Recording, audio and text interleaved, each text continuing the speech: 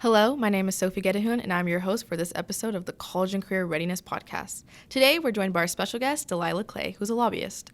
Before we start our interview, remember to take control of your future. Join the California National Guard and serve your community during local and state emergencies. You'll learn marketable skills, earn a paycheck, and get money for school. Contact Surgeon A. Aquina today at 916-233-7615. All right, so how are you today, Delilah? I'm doing quite well. Thank you. How are you? I'm great. So I want to know, what was your inspiration behind your career? Oh, goodness. When I was in high school, about you guys' age, I always wanted to be a lawyer. I was always interested in politics and policy and law. I watched, Law and Order and Perry Mason and all that jazz, and so that's what I wanted to do. But when I actually went to college, I started to be interested in a lot of different things. I wasn't sure that I wanted to necessarily go to law school, so I took a break from school and started working. And I ended up getting accepted to a fellowship program after I graduated from undergrad that allowed me to work as a staffer in Sacramento in the legislature, and that was an incredible experience for me. And was something that stayed with me throughout all of the various moves that I made. So just as background, I've done a lot of different things. But I did the fellowship program for a year. Then I went on to work for a lobbying association. But I wasn't lobbying, I was doing public policy work. But by working with their lobbyists, I got to see sort of what they did up close and personal. After those two experiences, I knew that I was then ready to go to law school. So went off to law school in Chicago. Practiced law for a couple of years, about 3.5 years out there in Chicago, and realized that I really wanted to come back and get back into politics and policy work. And so it sort of all started from that initial sort of postgraduate fellowship that I did that sort of planted that seed, in addition to sort of other things from my past, but planted that seed and made me sort of understand that I was interested in developing a career in this space. What was your approach to obtain the position you have? So like I said, it's been a very sort of circuitous path to get to where I am right now. And I think, for all of you, I think the lesson in that is that it's not always a straight, from point A to point B path for whatever it is that you ultimately end up doing. And so I would just encourage, the young folks not to get discouraged by making sort of, various moves to ultimately get to a place where you are going to be happy and feel like you're in the right space. So, I just, at every turn for me, it was important that I was advancing my career, doing things that I was interested in, building skills, so that whenever the next opportunity presented itself, I'd be ready to make that move. And that's the way that I still approach things today. I'm not one of those folks who says, in 10 years I'd like to be a CEO. Like, I'm not that person. But I always want to be doing things where I am utilizing skills that I think I'm really good at, and developing those skills so that if somebody knocks on my door and is like, hey, are you interested in X? That may be a little bit different from what I'm doing right now. I can always be ready to go and make that move. So with that said, what do you think is the best way to enter this career? That's an interesting question, because when you talk to folks who are in this space, a lot of times they come from a lot of different places. That's actually one of my favorite questions to ask other lobbyists and other people who are staffing in the Capitol and things like that. Like, how'd you get into this career? Because everybody comes at it from a different perspective. But if you are a person who's interested in getting into politics and policy work, I would say a few things. One, especially at your age, get active now. And it may be through volunteer organizations, or political groups. If you're involved in like the Sacramento Young Democrats or something like that, get involved civically, because that will allow you to make connections, to understand the city where you live and sort of the sort of interesting touch points and policy issues that are kind of out there in the landscape. So that's one, get involved, get active. Two, I would say, keep your eyes peeled for opportunities. Like I said, I got into politics in Sacramento through a fellowship program in the Capitol. There are a number of different programs, not just the one. The one that I went through was through Sac State. But I know the UCs run a program, USC has a program, and then there are also programs for high school students to be able to do internships. So if you're interested in politics, whether it be in Sacramento or even in DC, look for opportunities to sort of get your foot in the door through internships or connections you may have to some, your Congress member and you want to work in their office. Get your foot in the door that way. And once you do that, it really expands your pool of opportunities. That's amazing. So what obstacles have you faced throughout your journey in becoming a lobbyist, and is there any obstacles you've known other lobbyists face? I think the biggest obstacle, I guess, is real life. I think that, as you guys get older and you all are, most of you are seniors, some of you who are listening may be a little bit younger, but once you leave high school, really everything is up to you, right? Like up to this point, you've had by law, you have to be in school, you have parents, you have people that are telling you generally sort of where to be and what to be doing. And once you leave high school, it's really wide open for you. And with that wide open space, it's awesome. You get a lot more freedom, and that's incredible. But it also leaves a lot more space for sort of life to happen to you. And so I would say that, one of the most important things in terms of building whatever your career is just trying to stay focused and make sure that as you're out there living your lives and developing and growing up and becoming young women or young men, that you're trying to stay focused on whatever it is that your career objective is. So getting through school and making sure that your GPA is high enough so that if you're interested in, going to grad school afterwards, that you're competitive. Still live your life. I mean, I had a great time in undergrad, but I remembered, okay, if I want to go to law school, I have to have a certain type of GPA to be competitive. So I have to make sure to get my work done in addition to having a social life and things like that. So I think that's a pretty big obstacle. With overcoming these obstacles, are there areas you still feel like you could improve on? Always. Yeah, definitely. I think, I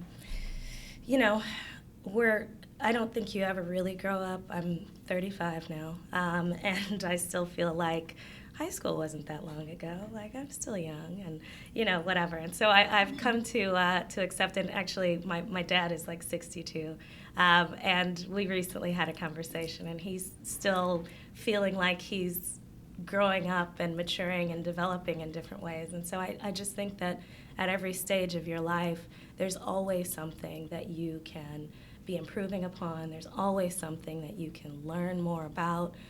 You're going to constantly be developing. So, it's never done. So absolutely. In terms of specific things that I'd like to work on, I started lobbying maybe about a year and a half ago, so I'm still pretty new to it. And so for me, I'm still trying to develop my craft, meet more people. Meeting people and having connections is really important in my line of work. So expanding my network, expanding my level of knowledge for the client base that we have, that's just something that I'm always going to be trying to work on. So yeah, that's kind of where I'm at right now. With this ever-changing improvement, do you still feel like your job is stable? Yeah, I mean, stable business, right? Business is business. I think that there was a time in our history where people would get a job and they'd stay there for 30 years.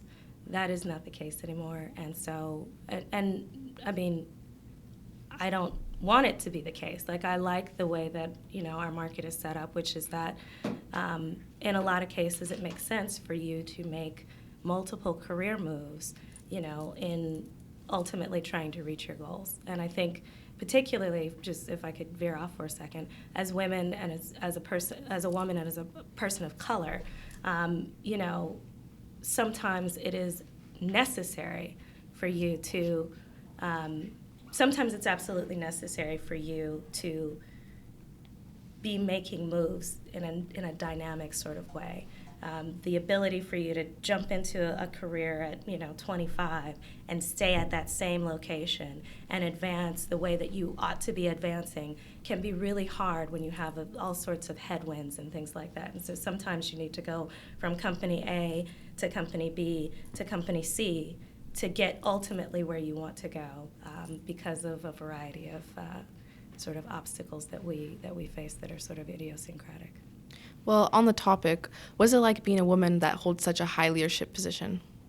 I guess I don't think of myself as holding a high leadership position, because I'm still learning and I'm still trying to figure it out.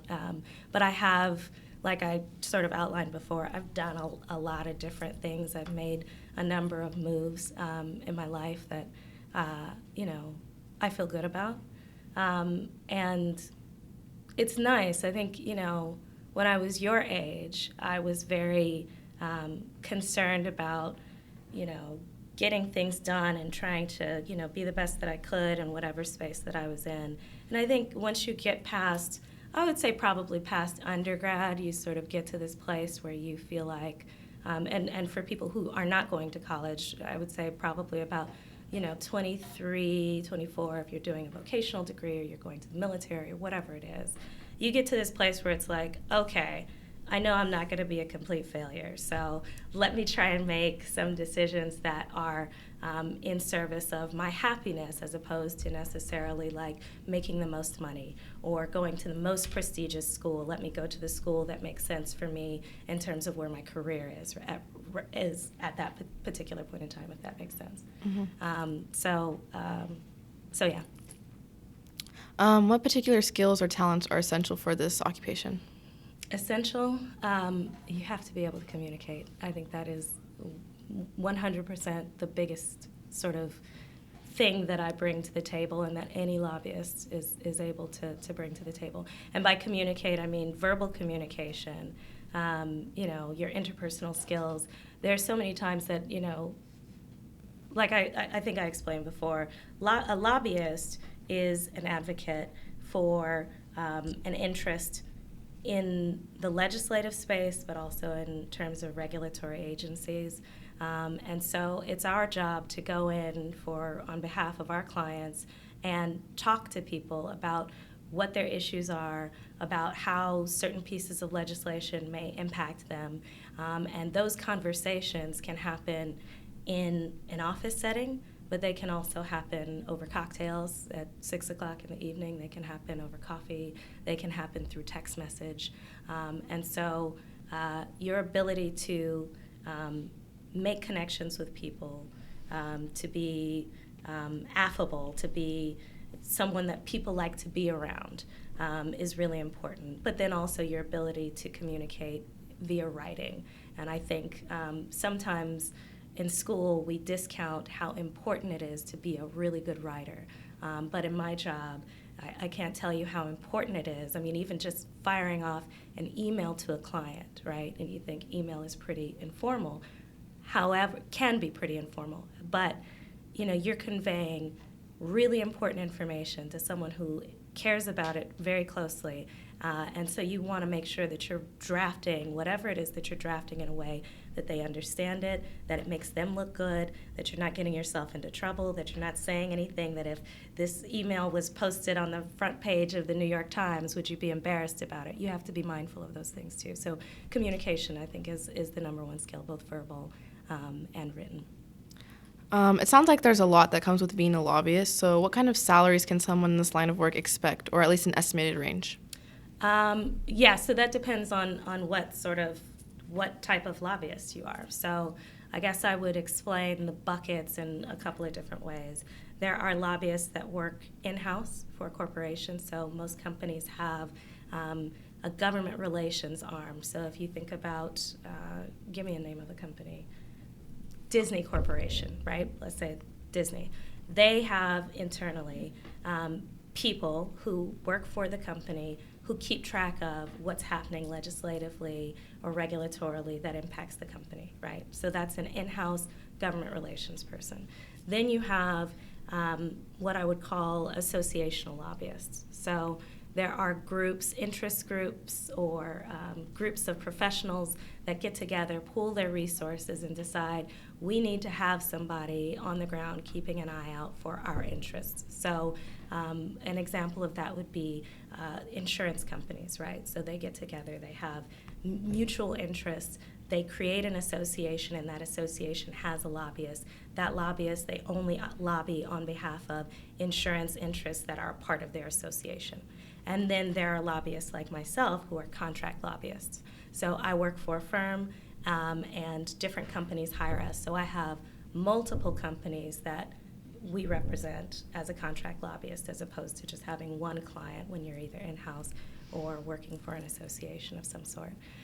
In terms of salaries, they can vary pretty broadly, because sometimes with doing like associational lobbying, sometimes you're working for charity organizations or nonprofits, or groups that don't necessarily, that have good aims and are really important, but don't have a bunch of money, like let's say Disney Corporation, to be able to pay their lobbyists. So it can vary pretty broadly, but I would say anywhere from between $65,000 a year all the way up to I don't know, a couple $100,000.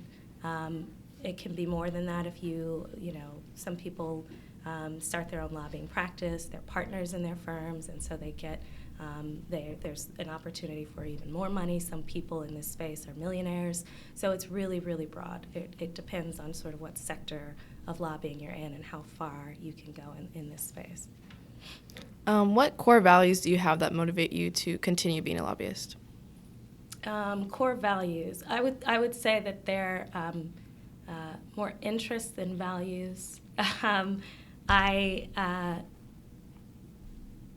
am incredibly interested in government and how government operates and how important government is in all of our lives.